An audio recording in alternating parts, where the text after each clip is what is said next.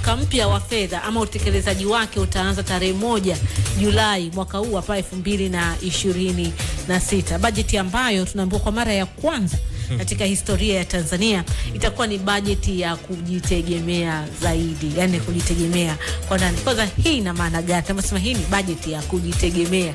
Maana yake tufunge mikanda. Tumezoea sisi tunakopa wafadhili, misaada, ndo maisha yetu yamekuwa. Sasa ghafla from nowhere tunaanza kujitegemea. Kwanza mimi nadhani kujitegemea ni jambo zuri, ni jambo la heri, na nadhani ilipaswa iwe tunasemaje, iwe focus yetu ya muda mrefu, kwa sababu toka enzi za Nyerere, Mwalimu Nyerere alikuwa anasema kwamba moja falsafa zake ni nchi iwe ya kujitegemea. Ndiyo ilikuwa kiini cha falsafa yake ya ujamaa. Kwa hiyo kujitegemea haimaanishi nchi haitakopa kwa namna yote nyingine, lakini kujitegemea ina maana kutegemea vyanzo vya ndani zaidi kuliko vyanzo vya nje. Na ukiangalia ni kweli kwenye bajeti hii utegemezi kwenye vyanzo vya nje vimepungua ukilinganisha na miaka ya nyuma, lakini sasa hiyo trend inatakiwa iendelee ili tuzidi kujitegemea kwa kiasi kikubwa, kwa sababu ulimwengu sasa hivi unabadilika. Sasa hivi hata maeneo ambayo tulikuwa tunategemea mikopo au msaada kutokana na siasa karne hii hazitabiriki tena. Anakuja rais kama Trump Marekani, unakuta anaamka anasema kwamba mimi naiondoa USAID ambayo ilikuwa chanzo cha misaada mingi. Unakuta hata Ulaya nayo inapunguza misaada yake kwa sababu kwa muda mrefu bajeti za ulinzi na usalama wa nchi za Ulaya, hasa zile ambazo ziko upande wa NATO, zilikuwa zinategemea fedha nyingi kutoka Marekani. Hivyo wao bajeti zao za ulinzi zilikuwa pungufu wakizielekeza kwenye mambo mengine. Sasa Marekani imesema kwamba nchi nyingine za NATO sasa lazima jijitutumue kwenye bajeti zake za usalama, sitegemee Marekani. Kwa zile hela ambazo angekuwa wanatoa kwenda nje sasa hivi nao wanaziwekeza kwenye masuala yao ya ndani. Kwa hiyo ndo trend ya dunia sasa hivi. Kwa hiyo maisha sasa hivi yanatulazimu tujitegemee, na mimi nasema ni jambo zuri, ni jambo zuri, na itakuwa na manufaa kwetu kwa miaka baadaye kuhakikisha kwamba sasa tunaangalia kuna namna gani tunaweza tukajitegemea. Lakini pamoja na hayo, waziri wa fedha alisema kitu cha maana ambacho serikali lazima izingatie, kwamba pale ambapo kuna nafasi au fursa za kupunguza matumizi na kuzielekeza kwenye matumizi ya maendeleo, basi serikali inapaswa kufanya hivyo, kwa sababu kama wenzetu huko wanaotoa misaada nao wanabana mikanda kwenye matumizi, inabidi na sisi pia tubane mikanda kwenye matumizi yetu ya ndani. Na ukiangalia pia bajeti hii hapa, kitu kingine ambacho nimekiona, unajua muda sio rafiki sana kwetu, nimeona serikali imeweza kutoa ruzuku kwenye maeneo kama ya petroli, kitu ambacho nadhani ni muhimu sana. Lakini wameondoa baadhi ya kodi kwenye magari ama magari ya umeme na gesi, ama pikipiki za umeme na gesi. Unadhani hii itasaidia kukuza uchumi wetu wa Tanzania, ama kutokana na hali ya dunia ilivyo kwa sasa hivi? Nadhani ukiangalia kwenye kupunguza ushuru kwenye magari ya umeme na pikipiki za umeme, zimeelekezwa zaidi kwenye sera za tabia nchi, kwamba na sisi tunaangaliaje kupunguza matumizi ya petroli. Lakini nadhani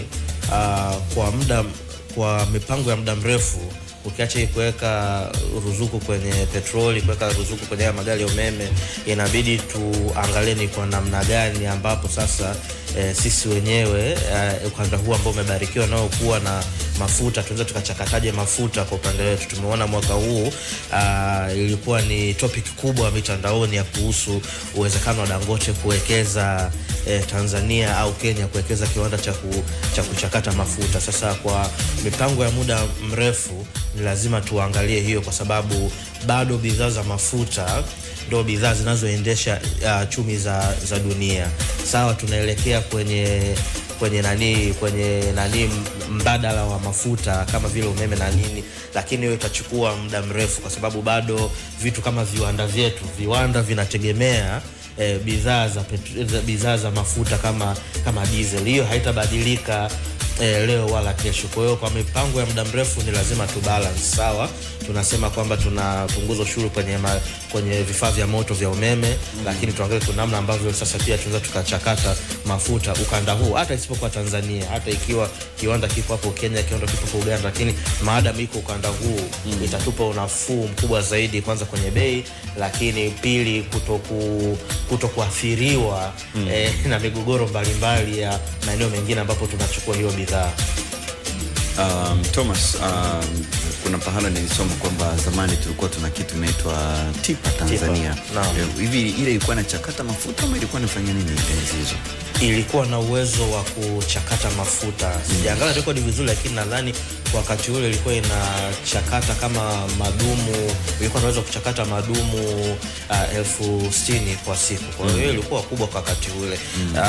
Kwa bahati mbaya sana, na hiki ni kitu ambacho sisi kama Watanzania na Waafrika kiujumla tunabidi tujitathmini, ni kwa namna gani tunaweza tukaanzisha vitu na vikawa endelevu, tukavikuza. Kwa sababu tafakari kama miaka hiyo ilifanyika na ilikuwa na ubia na watu wa Italy, nadhani kama na watu wa Italy ni kubwa sana Afrika Mashariki. Ilikuwa moja kati ya refinery kubwa Afrika Mashariki. Na sio Tanzania tu, Kenya wenyewe walikuwa na refinery ambao walifunga rasmi mwanzoni mwa miaka ya 2000, nao walikuwa na kiwanda cha kuchakata mafuta nao walifunga. Kwa hiyo sasa inabidi tujitathmini kwamba ni kwa namna gani sasa tukianzisha vitu unaweza kuwa kuna muendelezo. Ndio kunakuwa kuna changamoto mbalimbali ambazo nchi inapitia, hasa sisi nchi maskini. Vipaumbele haviishi, mambo ya kufanya ni mengi, lakini ni lazima tunapoanzisha vitu tuangalie kwa namna gani tunaweza kuviendeleza, kwa sababu kweli ingekuwepo TIPA ingekuwa labda ni swala la kuendeleza tu uwezo, na TIPA bado ipo. Sema tu ni kwamba sio tena kiwanda cha kuchakata mafuta bali inahifadhi mafuta, lakini kiwanda kingekuwepo, huenda leo hii tungekuwa tunazungumza kuiongezea uwezo badala ya kujenga kiwanda kipya. Labda tumezungumza hapo kwamba sasa tunaenda kwenye uchumi wa kujitegemea. Manake budget kama ni ya kutegemea, manake tunaenda kwenye uchumi wa kujitegemea. Sisi kama Watanzania kufunga mikanda. Kuna wakati Magufuli alikuwa anasema mfunge mikanda kweli kweli, vyuma vimekaza. Vyuma vimekaza. Sasa huenda vyuma vikaenda kukaza zaidi, lakini unadhani mfano kama tungekuwa na hivyo vitu kama vimejengewa msingi mzuri tangu zamani, maana yake hadithi ya kujitegemea tusingekuwa tunaisikia katika bunge hili. Huenda tungekuwa tumeanza kujitegemea hata miaka 10 iliyopita, hata miaka 20 iliyopita, kwa sababu kuna wakati ambao uchumi wa Tanzania na Vietnam ulikuwa karibia unaendana, lakini sasa hivi jamaa wametupita mbali sana. Unadhani hivi vitu ambavyo tunavianzisha ambavyo vinakuwa ni msingi mkubwa wa uchumi lakini vinakufa, vina fail, tunapoenda kujitegemea sasa hivi vitu gani hasa vya kuzingatia ili tusirudi nyuma tena? Hapa nitamsema rais ambao kwangu mimi, kwa wanaonifahamu wanafahamu kwamba ni rais ambaye nampenda sana na nasoma sana, Benjamin William Mkapa. Hapa tujifunze kutoka kwake. Viwanda vyetu vingi vilikufa kwa bahati mbaya enzi zake wakati wa sera ya ubinafsishaji. Na hiyo ilitokana na kwamba tuliwekewa masharti magumu na IMF ili tukopeshwe, na sio tu Tanzania, ni nchi nyingi maskini kwa wakati huo.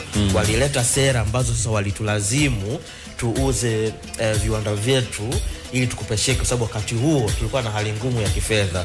Kwenye kitabu chake Benjamin Mkapa alisema kwamba wakati anaingia madarakani kulikuwa kuna fedha serikali ya kujiendesha kwa siku 6 tu. Yani akiba ya siku 6 tu. Kwa hali ya uchumi ilikuwa ni mbaya kwa kweli. Kwa hiyo sasa tukaenda kutafuta mkopo wa IMF, matokeo yake wakatupa masharti magumu ambayo yalisababisha tufanye ubinafsishaji, tukauza viwanda vyetu na biashara nyingi sana za serikali. Kwa sasa ni kujifunza kutoka enzi hizo kwamba nini kilipelekea mpaka uchumi wa nchi kudorora, mpaka tukabidi twende IMF na kupewa masharti magumu yaliyosababisha tuuze viwanda na miradi mbalimbali ambayo tulikuwa nayo kama nchi, ili sasa tukivianzisha hivi tusije tukarudia tena makosa. Shida hapo Thomas, maana tunaongelea pia sekta binafsi jinsi ambavyo ni muhimu sana katika kujenga uchumi. Kwa shida hapo ilikuwa ni kuuza viwanda ama namna ya uuzaji wa viwanda ndio ilikuwa ina shida? Shida ilikuwa namba moja, hatukupaswa kuuza viwanda, kwamba viwanda tuliuza kutokana na shida. Hicho ni cha kwanza, kwamba hali ya uchumi ingekuwa ni nzuri na hivyo viwanda vinaweza kujiendesha vizuri na kwa faida, ina maana tusingebidi tuviuze. Hicho ni cha kwanza. Kosa la pili sasa ni kwa namna ambavyo ubinafsishaji ulifanyika. Kuna wafanyabiashara wengi waliuziwa viwanda vyetu kwa bei nafuu, tukitegemea kwamba wangeviendeleza. Matokeo yake wakavitumia kama kuchukulia nao mikopo, maana mengine wakaitumia kama collateral. Kwa hiyo hakuendeleza vile viwanda, wakatumia kama collateral kuendeleza biashara zingine ambazo walikuwa nazo. Kwa hiyo mambo mawili ya kujifunza. Namba moja ni kwamba tukiwa na vitu vyetu tuviendeshe kwa faida, tuviendeshe vizuri sustainably, ili tusibidi tuviuze. Lakini pili, ikitokea mazingira ambapo kiwanda au mradi wa serikali unabidi uhamishwe kwenye sekta binafsi, basi upelekwe kwa wafanyabiashara. Kwa kuna masharti magumu, tuhakikishe kwamba wataendeleza hizo viwanda, sio wanaoziwa viwanda alafu wao wanaitumia kama collateral kuendeleza biashara zao zingine. Kwa hiyo ni funzo pande mbili hapo. Thomas, naomba nikurudishe katika bajeti ya sasa ambayo imepitishwa. Bajeti kuna mnagawanyika, kuna matumizi ya kawaida, kuna bajeti, kuna sehemu ya maendeleo. Wewe mizani yako unaonaje balance ya matumizi, uwekezaji katika miradi ya kimkakati kwa bajeti ambayo imepita kwa sasa? Kwa sasa kwa bajeti ya mwaka huu, asilimia ya bajeti inayoenda kwenye maendeleo imeongezeka kutoka asilimia 29 imeenda mpaka karibia asilimia 35. Ukimaanisha miradi ya kimkakati sasa. Yes, sahihi. Sasa kuna wengi wanalalamika kwamba fedha tunazotumia kwa matumizi ya kawaida, hii sasa ina maana matumizi ya kawaida, kulipa mishahara, serikali kujiendesha, pamoja na kulipa mikopo mbalimbali, per diem, overtime. Yes. Kwa hiyo sekta binafsi unafanya kazi masaa zaidi ya 9 na hakuna overtime. Hakuna overtime. Iko umo. Jamani, mwacheni Thomas aje. Yaani kwa nini watumishi wa serikali na wao wasifunge mkanda? Makila kuna chai kule chini jamani. Chai gani? Acha wewe mambo yako. Thomas, endelea. Sasa tunapokuja kwenye mfano kwenye matumizi ya kawaida, pia serikali inalipa mikopo. Moja changamoto ni kwamba fedha za mikopo ambazo tunatoa nje tunakopa kwa dola. Kwa jinsi dola inavyoenda, unaweza kukuta ile kiasi cha pesa ambacho tunabidi turudishe inazidi kuongezeka. Kwenye deni la taifa kuna kiasi kikubwa ni hela tu ambayo imeongezeka kutokana na thamani ya hela kubadilika. Hiyo ni moja. Lakini pili, watu wasichokijua ni kwamba kwenye hizi taasisi za kimataifa ambazo tunakopa fedha kama IMF na World Bank, kwa sisi nchi maskini au zinazoendelea, riba yetu ni kubwa kuliko zile nchi zilizoendelea, kwa sababu wanasema riski ni kubwa. Riski tunatumia muda mrefu pia kurejesha. Riski ni kubwa, lakini cha pili tunachosahau ni kwamba IMF na World Bank, hizi taasisi hazifanyi biashara. Kuna sehemu zinapokea fedha. Zinapokea fedha wapi? Kutoka kwa nchi wanachama. Wanaochangia fedha nyingi zaidi ni wakina nani? Nchi zilizoendelea. Kwa vyote vile sera za IMF na World Bank zitakuwa ni sera ambazo zinaleta unafuu kwa zile nchi ambazo zinatoa hela nyingi zaidi kwenye mifuko yao. Kwa sisi ambao tunatoa hela ndogo zaidi, lazima sera zisiwe rafiki kwetu. Na ndo hapa linakuja swala ambapo nishawahi kusema kwamba na nchi za Kiafrika zinabidi ziwe na taasisi zake zenyewe za kifedha za kukopeshana, kwa sababu kwa bahati mbaya hata ukichukulia African Development Bank, African Development Bank ni benki ya Kiafrika, lakini ni branch ya World Bank. Ni branch ya World Bank. Kwa hiyo sio hata taasisi ya Kiafrika, japo ni benki kwa ajili ya Afrika. Kwa inabidi tuwe na taasisi zetu wenyewe ambazo sisi nchi za Kiafrika tunaweka hela na tunaweza tukakopeshana na tukaekeana masharti nafuu. Nilisoma pahala, nafikiri ripoti ya Februari mwaka huu ilikuwa Tanzania kila mwezi tunalipa bilioni 470 kama ni sehemu ya mkopo. Hali ikoje kwa sasa? Ni kama hivyo, haijabadilika sana. Bado tuko mle. Bado tuko mle. Kwa bado ni fedha nyingi mno. Francis, mimi nataka kuuliza Francis tena. Mungu wangu. Thomas. Mimi nataka kuuliza hii bajeti inaitwa bajeti ya kujitegemea. Unafikiri kwa wananchi wa kawaida hii elimu ipo ya kutosha kama wewe unavyoelewa, huyu anavyoelewa? Kwa sababu sasa hivi kuna malalamiko, kuna wanaoona bajeti inawafinya, mfano vijana ambao wanategemea kupata riziki kupitia bodaboda, unaambiwa kuna ongezeko kule. Unafikiri watu wa saluni nywele, kumbuka serikali haijawapa ajira. Wamejitengenezea na wao kwa kujitengenezea wanapeleka mapato. Wao tena wanachangia serikali na haikuwatengenezea mazingira. Wanalipa kodi, wanaagiza vitu, wanalipa ushuru, alafu bado serikali tunasema ina guts ya kwenda kuaminya tena kwenye kile walichojitengenezea. Unafikiri tutamalizana vizuri kweli kama hakuna elimu ya kutosha kuwaelewesha watu kwamba tumetengeneza safari hii au awamu hii tuna bajeti ya kujitegemea? Nadhani elimu ni muhimu kwa sababu nimeangalia bajeti hii, waziri wa fedha alielezea kwamba kwa 2025-2026 zilitolewa takriban bilioni 18 kwa ajili ya wamachinga, na kwenye bajeti hizi zinatolewa bilioni 10. Hizi ni mkopo wa riba nafuu kwa wamachinga. Zimetolewa kwenye bajeti hii bilioni 13.8 kwa ajili ya wanawake kuja kukopesheka. Zimetolewa bilioni 200 kwa ajili ya vijana kukopesheka. Kwa hiyo iko mifumo ya kukopesha vijana ambao sasa kwa bahati mbaya vijana wengi hasa wajasiriamali wadogo hawaziwafikii, either kwa kutokujua au kwa utaratibu kutokuwa mgumu. Kwa hiyo kuna namna ambavyo utaratibu wa vijana kupata hii mikopo lazima irahisishwe. Lakini pili, wabunge ndio wana jukumu akiwa pale bungeni kuelimisha. Kuna mbunge juzi anasema bodaboda eti watozwe 1000 kwa siku. Sasa wewe mbunge, vijana ambaye amemaliza shule hamna mwanga, amejilipia driving school, amejifunza amelipia ile leseni yake ambayo atairenew, huyo ametafuta bodaboda ya Makrina hapa, anatakiwa arejeshe na yeye apate ili asiendelee kuiendesha milele ya Makrina. Na unataka kila siku mtoze 1000, huyo anatakiwa ale, huyo akikamatwa anaweka kwenye bodaboda mafuta ni juu yake. Sio kwamba boss Makrina amempa mafuta. Boss Makrina amempa chombo kina mkataba, ampe marejesho bila kukosa, yeye atunze, yeye alipe kodi, yeye ale, akiugua aweke mafuta, akipata faini barabarani ailipe. Sahihi. What are we creating? Sahihi. Bomli. Ni sahihi kabisa. Hiroshima. Kwenye moja ya vitu ambavyo waziri wa fedha amezungumzia, ambao ni kitu ambacho inatakiwa izingatiwe utaratibu mzuri, wameongelea cha kwanza ni namna ya kurasimisha ajira ambazo ziko rasmi. Sasa kwenye kurasimisha ziko ngapi? Thomas, ziko ngapi? Ajira ambazo vijana wangapi? Ajira ambazo sio rasmi ni nyingi kuliko ajira ambazo ni rasmi.